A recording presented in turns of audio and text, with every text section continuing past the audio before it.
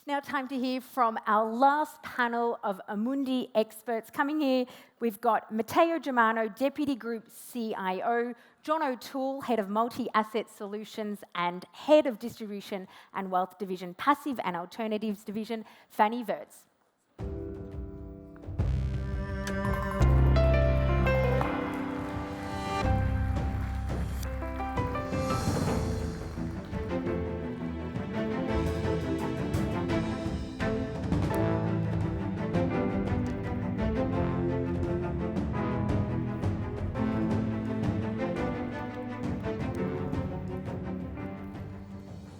Welcome to you all, and nice to see some familiar faces from last year's panel. And of course, I'm sure everyone is eager to hear about how these technological changes we've just addressed, what does it mean for investors? I'm going to start with you, Matteo. AI, big data, sources of innovation, but of course they carry risks. How are these trends reshaping the way an asset manager like Amundi approaches investment? And of course, notably, I'm talking about risk. Okay, thanks a lot for the question. So, risk and benefits. Let's start from the benefit for an investment manager. And the first, AI drives productivity gains. And it does in multiple areas. Let's start from investment research. It can help a lot automating repetitive tasks. It can help a lot in analyzing and condensing large data set, really assisting the investment analyst in assessing a company from a fundamental perspective. That's the first area, but it can also help in areas like optimizing very large portfolio with a lot of constraints from the clients, or developing new proprietary model to forecast markets or the economy. The second big set is about, and we heard a lot now, is about data. As an asset manager, we are really collecting and creating a lot of qualitative and quantitative data. That's a big data set that is a knowledge database. And we want to put it at work for our clients. And that's where ChatGPT cannot invent anything, but can help a lot in creating customization in the reporting to the clients, really allowing us to target to the specific segment that we want to reach. Also good application in the risk management, but just move on more on the risk side. And here we are seeing application of AI only in tandem with the human side. And why? Because AI will never be wary, for example, of having produced an implausible forecast, or to be in front of a false positive, or to be working only on a limited data set. And most importantly, there are elements of the investment process, like what you can capture when you are meeting a company, like an unsaid concern from a CEO on a target company that they will never be captured through AI. So to summarize, at the end, I don't think that will drive a revolution, but can drive a lot of productivity gains. That means that is allowing us to free up resources to redeploy on areas of higher value. Touching on productivity gains. John, from an investor perspective, are these technologies a material theme for asset allocation, or has the market gone too far in the AI rally?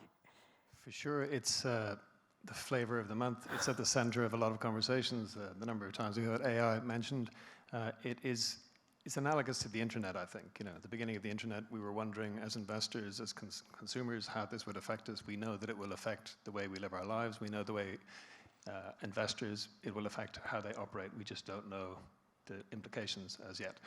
I would say the technology sector recently, the rally you referred to, is typically a cyclical sector. It's behaving more like a defensive, safe haven sector almost. You have some fruity valuations. You've got stocks trading at maybe price of 200 times earnings. That gives us pause for caution.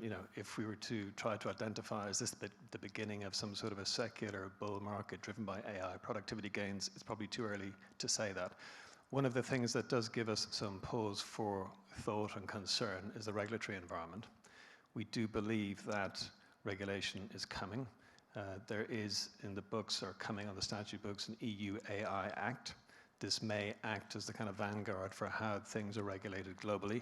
At the same time, the Biden administration is considering its regulatory moves.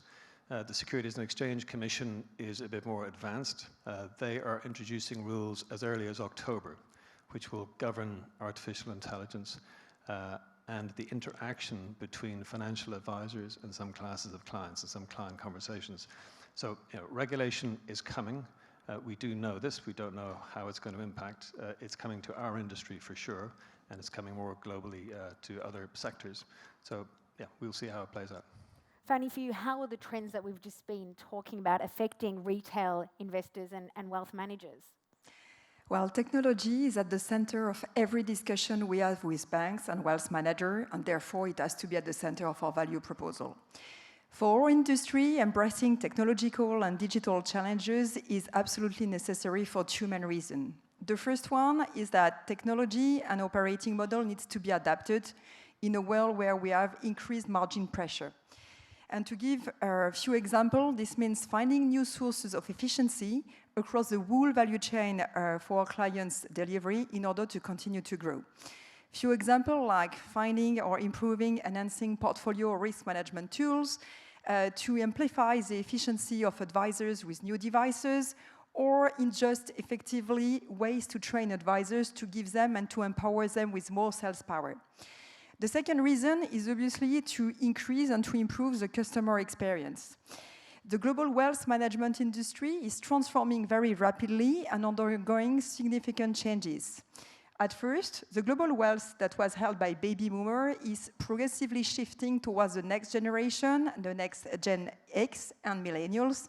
And these investors are much more tech-savvy. They think and they act differently when it comes to savings. In addition to that demographic shift, we also observe an increasing demand for more sophistication and more sophistication of end user. And it comes along with increasing need for advice and also personalization of the solution.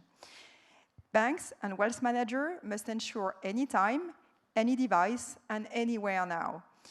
And they must offer a full suite of digital tools, including advisor workflows, client simulation, electronic signature, etc. But let's be clear, those technological and digital transformation comes with a cost. The average spending of technology was representing in 2022 15% of operating expenses, and this was up 2% versus the last 5 years. As a consequence, there are many banks and wealth managers that look to outsource some of these spendings to make sure they can keep some operating expenses beneficial. I'm going to ask us to look forward now to 2028. Imagine if we're sitting here at the Amundi World Investment Forum conference. What disruption do you believe AI and new technologies will have brought to your business? John, I'll start with you. I would say on the investment side, we can probably expect a change in leadership in the S&P, for example. And again, it's analogous to the internet experience that we all had. We knew that something was happening. It was something significant. We had some extraordinary valuations, and things evolved. And there were survivors and winners, and then there were a lot of people that fell by the wayside. So I think in 2028, we'll be sitting here with potentially a change of leadership in indexes, important indexes.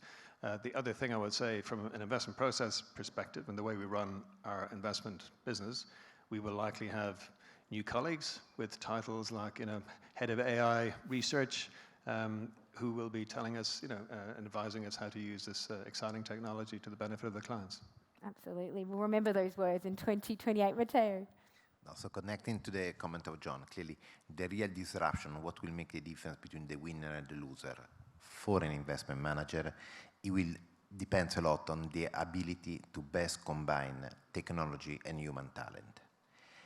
And if we want to be more precise for an investment manager, it will be those that are able to generate additional alpha, searching new ideas, leveraging, for example, on big data, or an asset allocation team that will be able to improve their models using, for example, machine learning, something that we're doing now for 2 or 3 years, and in order to calibrate and to have more reactive, dynamic models to the different market conditions.